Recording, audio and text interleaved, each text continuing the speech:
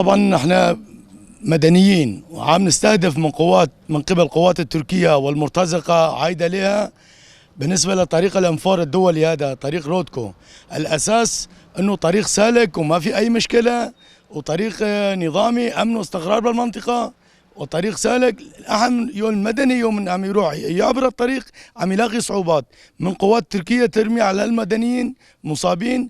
امبارح حتى انصاب واحد من اهالي عنيسة بصوب شيخ حسن على طريق الاستراد، تصاوب الزلمه وصار مو بس واحد، عدة اصابات، صار عندنا 3 4 مصابين بس من عنيسة. ومع روسيا كمان، لان هي الاساس محل الضامن لهالشعب هذا انه طريق امن، وهي تكفلت بالموضوع. لحد الان ما احنا لاقين انه طريق سالك. اي مدني عم يعبر الطريق عم يلاقي صعوبات ورمي طلقات من قوات احتلال التركي والمنتزقة تابعة لها. طبعا احنا ناشد العالم، ناشد حقوق الانسان، دول العالم، انه لازم ينحط حد لدولة تركيا والمرتزقة، وهي السبب الرئيسي كمان دولة روسية لازم تحط لها حد، لان هي منطقة آمنة، هي ضامنة للطريق هذا.